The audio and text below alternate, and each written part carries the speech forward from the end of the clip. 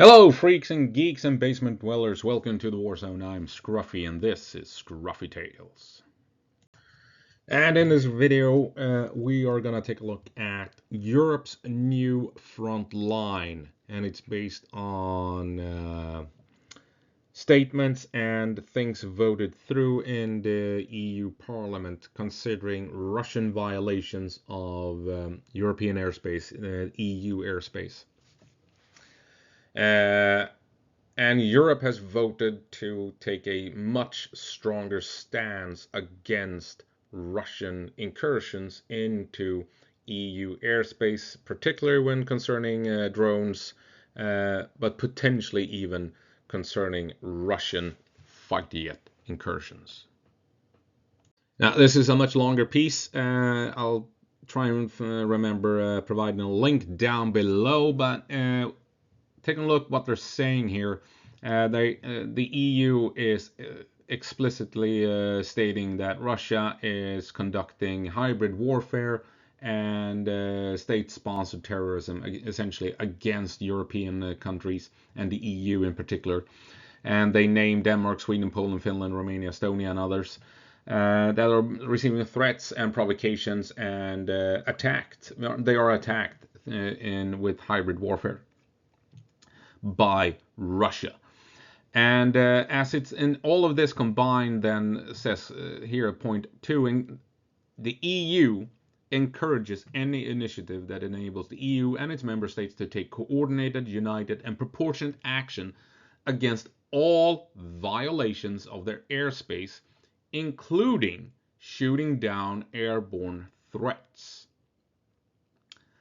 Now, this is more than likely initially to deal with drones, shooting down hostile drones flying in over critical infrastructure like military installations and civilian airfields and power stations and stuff like that. But airborne threats does include Russian fighter jets that are violating international borders. You can see here that the EU welcomes the decisive and proportionate response by NATO forces, including the interception and escorting of Russian fighter jets out of Estonian airspace in this instance, and the shooting down of Russian drones over Poland. So here we are seeing that the EU wants member states to take coordinated, united, and proportionate action against all violations of their airspace, including shooting down airborne threats. And this includes Russian fighter jets flying into EU countries. And this is, well, it's good on paper. The thing is, what happens if Russia continues to push to see what happens, to try and, is the EU really, serious about these threats? Will they threaten to shoot down all violations, all aircraft violating EU airspace? Will they do that, or is it just talk? And we're going to be using borrowing deep state here for map purposes. Poland might very well be seeing an increase in drone activity to see if the EU and NATO will do anything about Russian incursions. But when it comes to fighter jets violating airspace, we're talking the Baltic. The Baltic states, it happens to them all the time. Finland and Sweden, we have Russian fighter jets violating our airspace on a number of occasions every year. It's a thing. It happens.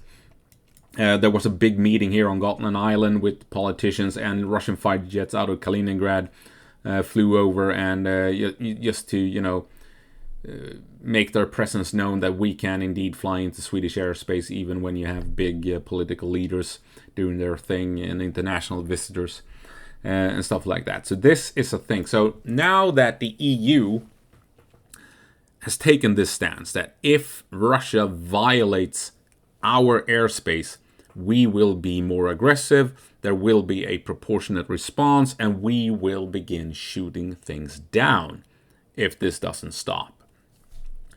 So what if Russia decides to push the envelope a bit and starts flying even more times into Estonia and Latvia, maybe even Lithuania?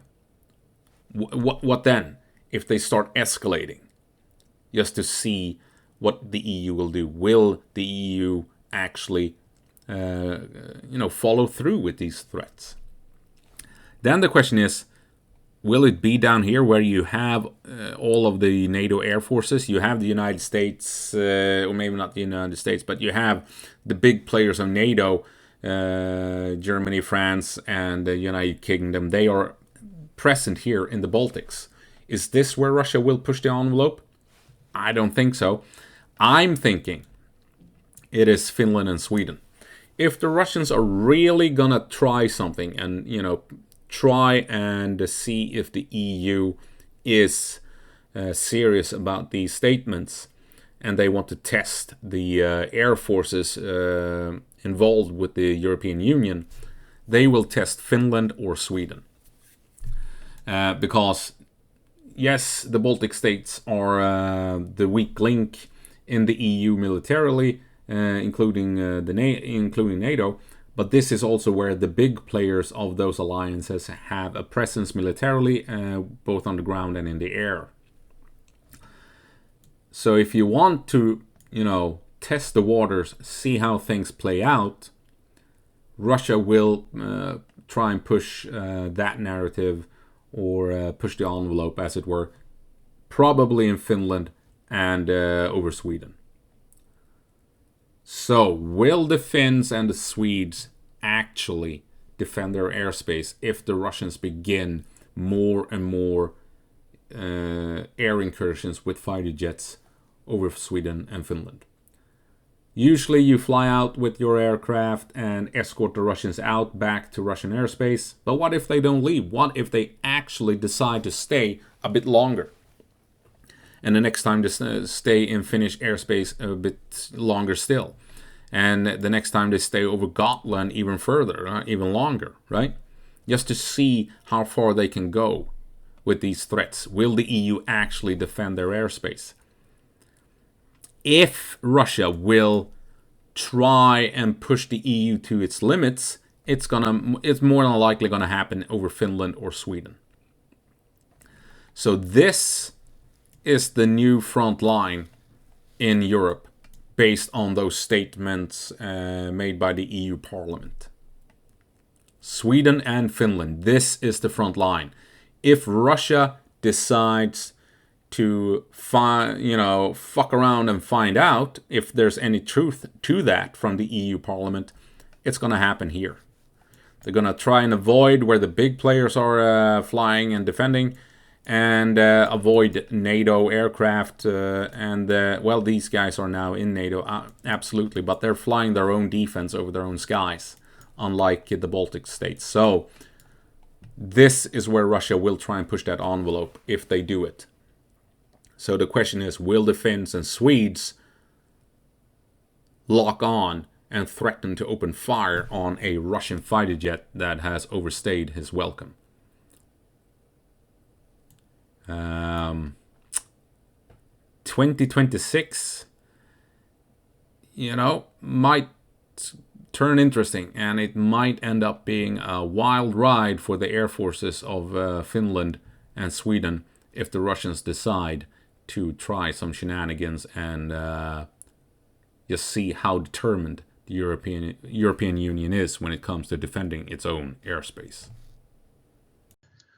And Europe might be tested. More importantly, Sweden and Finland might be tested in the airspace if the Russians decide to push that envelope, go beyond just sending in the drones, keeping their fighter jets a bit too long in Finnish and Swedish airspace. And if that happens, there